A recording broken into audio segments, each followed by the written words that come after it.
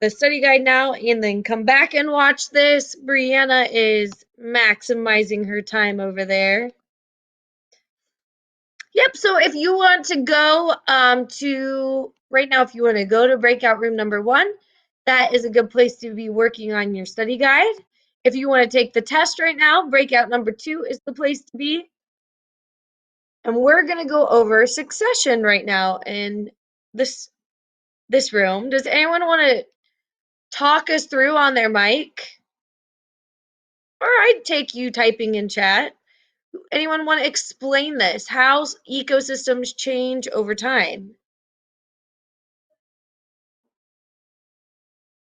I 100% will, Alex.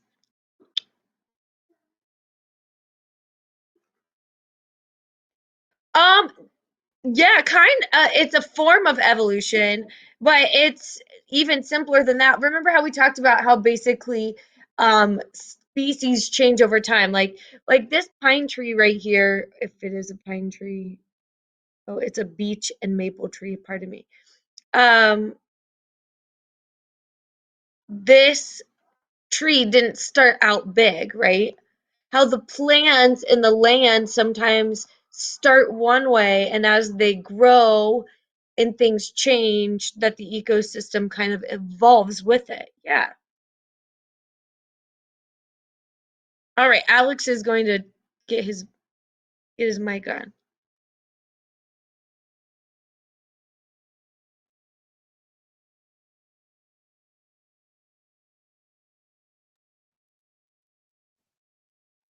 Hello. He's on.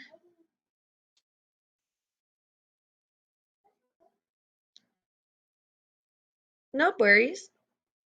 So he's going to walk us through this slide.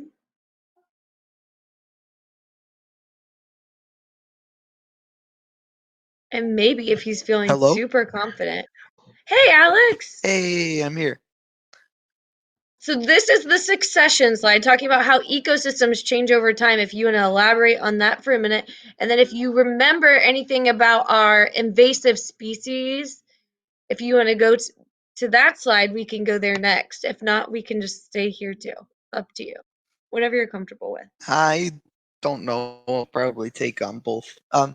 But with this slide, it shows that over time things tend to grow over the land. Like when it first starts, it's like there's exposed rocks and stuff. Then a bunch of like little, I don't think you can call them bacteria, but that kind of stuff just kind of grows on the rocks. And then over time, that decomposes, becomes like soil ish. And then weeds and grass and shrubs and trees eventually start growing.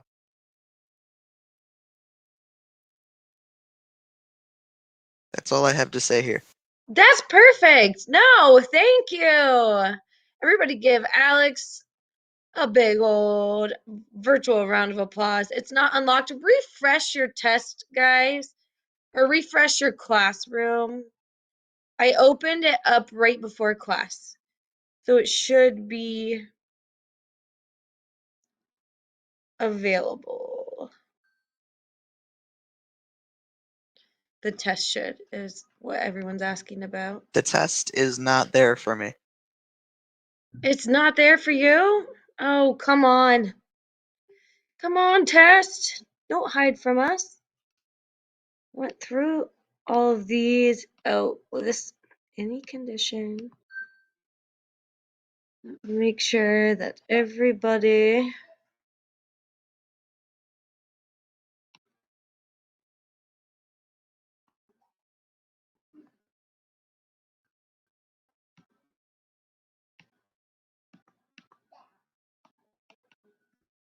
Let's see, I'm attaching some conditions here to make sure any condition must be met. Start date. Oh, the start date might have changed. Let's see this.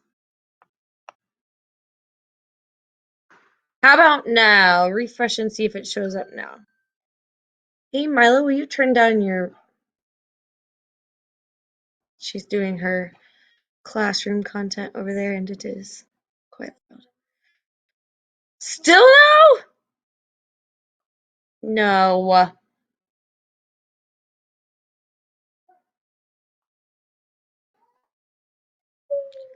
Why in the world? Unit assessment, ecology and the environment, 5.25 test.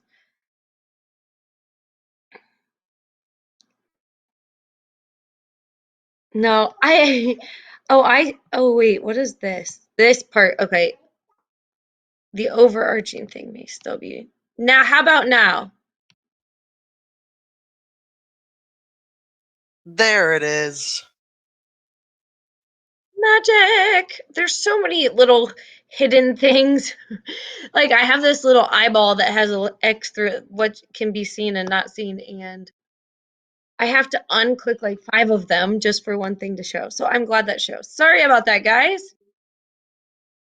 Does anybody remember invasive species? We talked about the zebra mollusks. Does anybody remember the little sneaky zebra mollusks that were in Lake Erie that came and totally terrified the Great Lakes system? Does anybody remember that? No, but I know how invasive species work.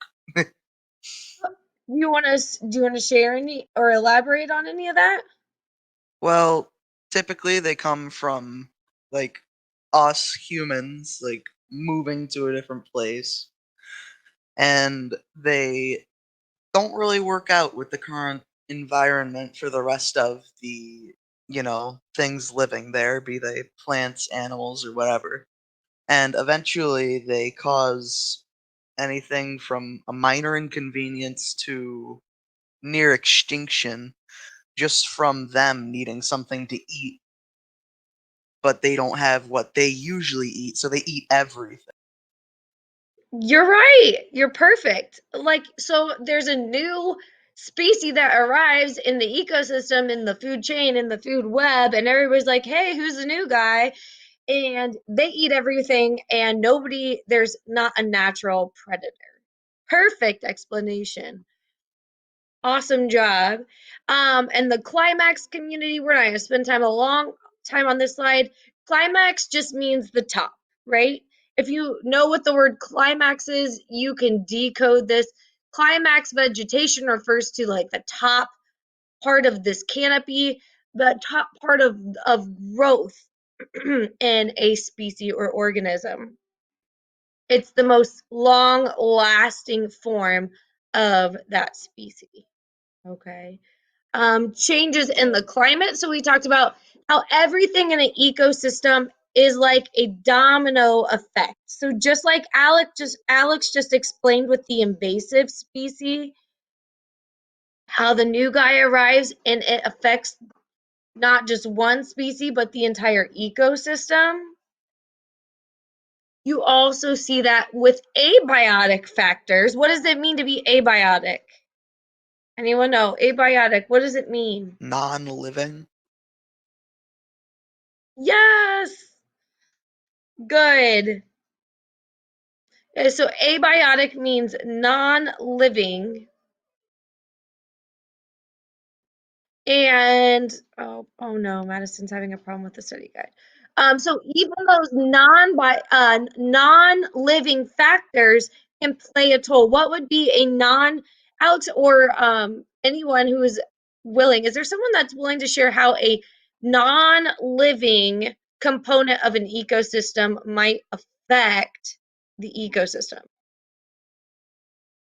Something non-living like wind, rain, sun, lack of water, drought. Is there anyone that might talk about how drought or flooding or an abiotic natural disaster might affect the environment? Let's just talk about if I have no idea. yes, Stress, I just woke up, man.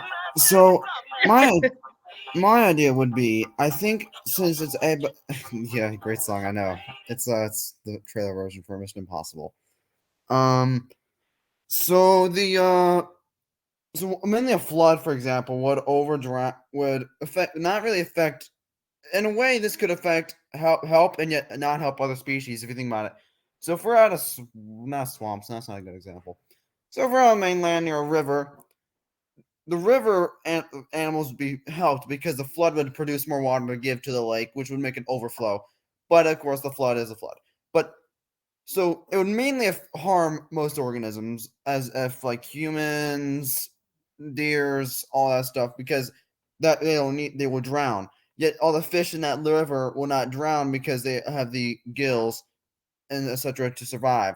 But most likely, so basically a natural disaster can either a flood natural disaster can help and destroy, but like if we were talking about tornado, it mainly destroys, can cause extinction, can separate the species into two different lands.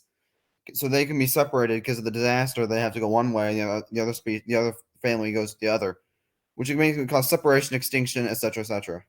Separation, extinction, and possible famine. So mainly can cause about anything bad you can probably think of. Good. You're 100% right so those things like if there's a drought, or there's a lack of water, how those things can cause.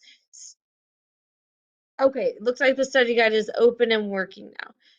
Yes, that's perfect. Thank you, Kaden, for filling the gap. I was trying to multitask and that was important. Everybody give Alex and Kaden some love this morning. Thank you for participating. Yes, those abiotic factors have the same domino effect. So if someone's house or home or habitat is destroyed, or it could ultimately lead to extinction if it happens in a wide enough spread area. It also could cause that species to adapt, and that adaptation might interfere with another species that cause competition between species that hadn't happened before. So now all of a sudden there is maybe a lack of resources. Awesome. Does somebody want to read this first question? Let's do this. What would happen if Question the 1. average temperature increased in an ecosystem? Perfect. So what do you guys think? What happens if the average temperature, why did I say that so weird? Temperature would rise. What do you think would happen? Some organisms would not be well adapted. Organisms would quickly adapt. Populations of all organisms would increase, or all organisms would die. I'm impressed. A good chunk of you got that correct. The answer is A. All right, some is always a good answer. I usually like to say the all and none answers are usually not the right answers because all is sometimes just too inclusive, right? There always seems to be an exception. So some organisms wouldn't like it. They wouldn't adapt well. What about question number 2? Somebody want to read? An invasive plant species takes over an aquatic ecosystem. Which scenario is likely to cause the ecosystem's collapse? Should I say the answer choices as well? Sure, why not? Uh, Answer A: the original producers survive, but the population is larger. B: the native herbivores are not able to eat the new plant. Or C: the tertiary consumers adapt well to the invasive plant. Awesome. There's so many vocabulary words and that, like, you got to know what a producer is, you have to know what a herbivore is, maybe even what a native herbivore is, what a tertiary consumer is. And honestly, if you can dissect a lot of those words, even if you don't know what the answer is, that can help you make a good choice. And most of you are getting this correct when you answer B. B. Good.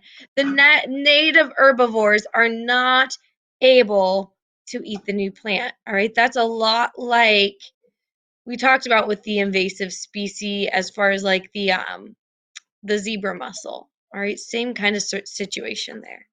Good. Last but not least, question 3. A pond located in a town was drained to make room for a new factory. Which change is likely to occur? A new pond will form close to the old one. B. Amphibians from the pond will adapt to the land. Or C. Shorebirds will not be able to nest in the area. I like it. So a pond located in a town was drained to make room for a new factory. So we're losing an ecosystem. All right, when we are losing something, and this is an example just like what Caden was talking about earlier, a pond water is an abiotic factor. So how something that is not living would change. That's okay. You're fine. All right. The answer would be you're correct. C. This is a little bit of a tricky one. I can see how you would choose some of you would choose that. All right. Amphibians from the pond will adapt to the land. That a lot of you answered that. And that would probably have been the second best choice. Sometimes that will happen, and a lot of times, I hate to say it, but those amphibians will either migrate to another wet area or they'll die. Isn't that so sweet? It's sad, but it is the reality. Awesome. So let's look at the next. Ooh, the water cycle. Would anybody be game for explaining it is life? Unfortunately. Would anybody be down to explain the water cycle? You can use this diagram. I can get you a whiteboard and you can write something of your own, or you can just verbally walk us through. I'm not good with creative kind of stuff, so I'll just talk. So the water cycle pretty much starts in the atmosphere with clouds, which is just really dense, wet stuff. Eventually, it gets too much, and the clouds make rain, forms little waters, be it a river, a lake, an ocean. Eventually, those melt. I mean, if it's icy, they melt. Eventually, they become vaporized. They go back into the air and become clouds again. But some of that water is used for stuff like plants, and that gets used and then eventually also comes out back into the atmosphere. And the cycle begins anew. That is wonderful. Absolutely perfect. All the cycles, all the cycles. And Alex did a great job of covering some of the basics that we know of, like water to the clouds, to the rain. But he also talked about how some of those living things give off respiration as far as life and plants. So good job. Moving and we probably won't move on to this, but respiration and transformation he talked about in his lesson. Respiration being things that living organisms put out. All right, you can see this here in the water vapor coming out of this bison's nostrils. And transpiration, it's almost like how leaves sweat. All right, so just noting that living organisms are a source of giving off water, not just consuming water. The nitrogen cycle. So the nitrogen cycle is a little more complicated than the water cycle, only because I feel like we didn't grow up learning the nitrogen cycle like we did the water cycle. But it's very similar, as it kind of has that cyclic pattern. All right. It's in the atmosphere, and then I think the biggest thing to remember is how it gets to a usable form down here, right? Does anybody remember or want to explain?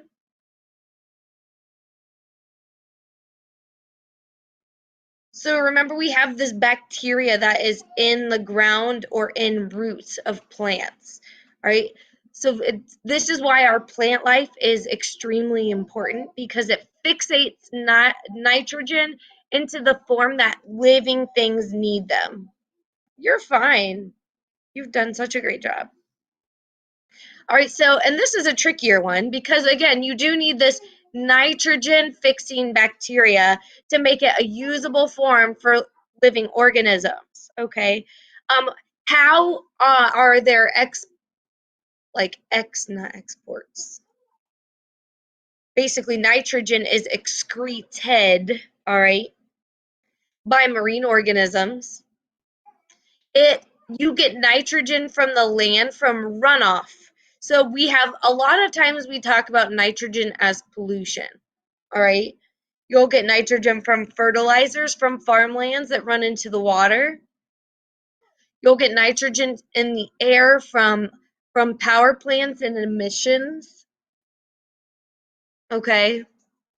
And the atmosphere is the reservoir. Just like the oceans are our main water source, the atmosphere is our kind of like the sink for all of our nitrogen.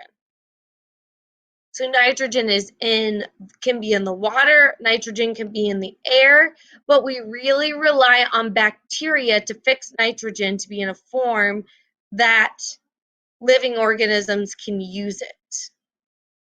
All right. And once that happens, we also excrete.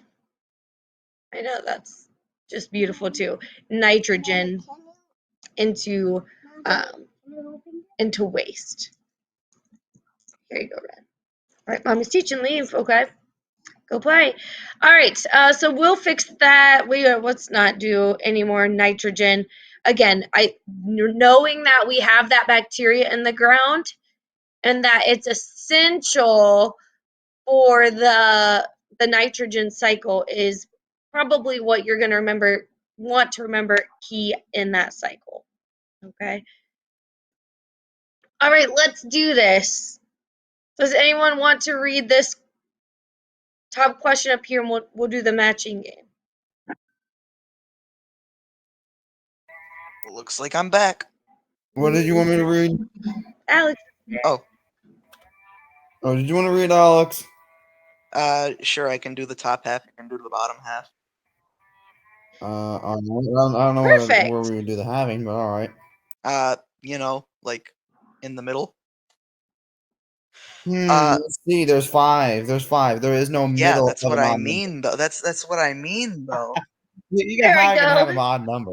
And Madison wants to read some. So let's have Alex do the first one, Madison do the second two, and Caden do the second two.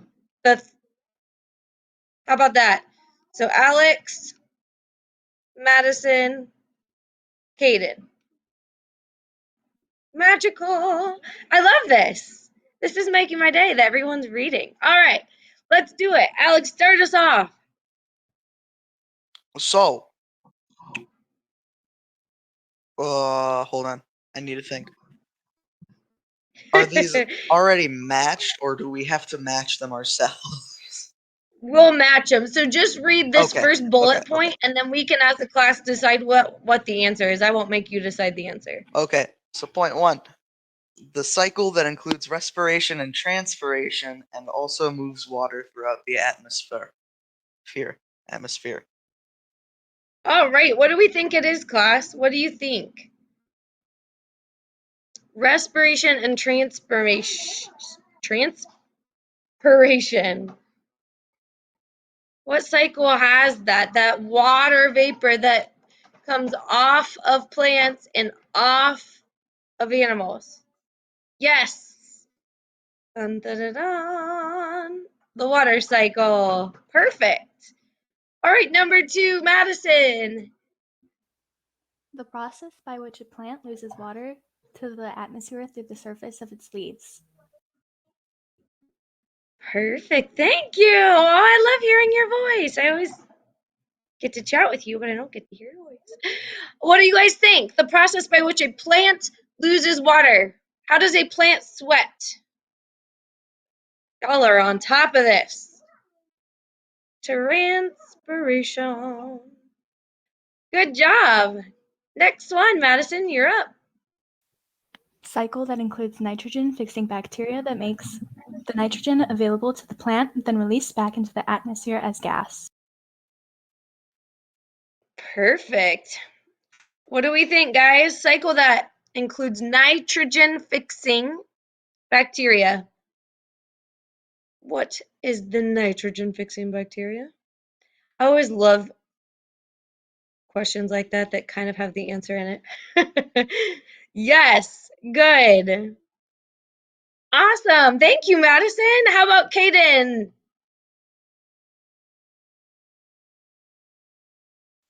All right. Let me see what He's here. crap. I don't know. So we got reading this. The process in which an organism exchanges gases with with its environment. It's called a father in his bum. Gentrification. Sorry, my bad. I was reading this because we already read it. Not just. I'm just gonna read the gentrification, and we also got respiration left. So, guys, those are our two options: respiration, gentrification. So then we got, Perfect. and then we got. What do you think? Yeah, you guys. Yes. The organism exchanges gases. What do you, ooh, this is the toss up. What do you think? If you look down here, this is going to help you if you look at the bottom, conversion of nitrous gases. So that's going to tell us it's not denitrification, right? Because we see nitrification. So yes, this would be respiration. Good. And last one, Kaden. Okay. The conversion of nitrate to gases nitrogen, which then enters the atmosphere. Perfect. And what would that be, Kaden? Gentrification. Gentrification is listening. It's like Worcestershire sauce. What? It's true. It's difficult to pronounce. It's like Worcestershire sauce. Seriously. I feel like I've had to practice saying that word at one point or other in my life. Great job! Oh, you guys are making this review like the best day ever. I'm loving this. Thank you so much for participating. We're running really short on time. Let's go. I think I have one more quiz slide. If you guys want to hang around, we can go through this quick check. One last quick check. I think it's my last quick. Well, there's two quick checks. This one, or this one might be, let's do the renewable because we haven't done a quick check of this. So if you, yes, this was a quiz. If you want to peace out, I realize it is 9:12, and so you can't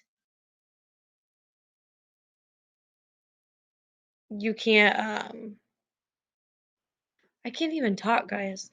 If you can't stay, that's fine. But if you want to go over this together, we can go over this really quickly. And if someone is sticking around and wants to read this first question, I would love that. Absolutely. What type of resource is the sun? A, a renewable resource, B, a non-renewable resource, or C, not a resource? So good. What do you think? What do we think? Is the sun renewable, non-renewable, or not a resource? I guess I didn't even put up our polling. Yeah, I was gonna say that. Sorry, thank you. Yes, you guys are correct. It is a renewable resource. Perfect. And question number 2.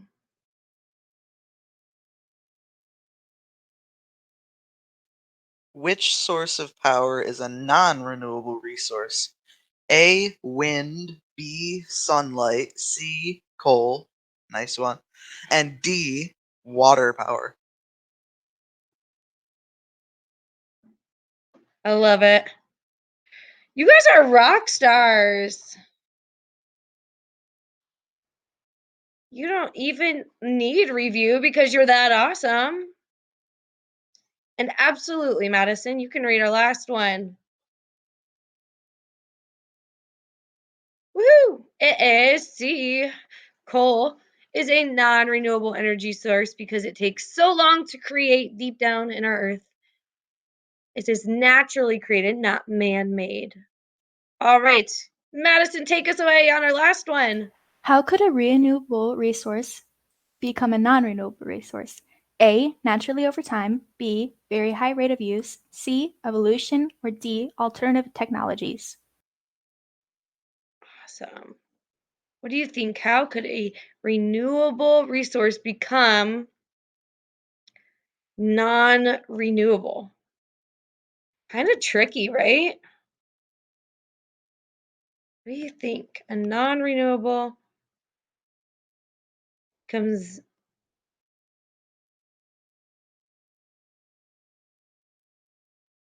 good. You're all very right. A very high rate, which you just use and use and use and use and use it, right? Good, good, good. Well, I was thinking I was lame and lacking because I didn't have a Kahoot today.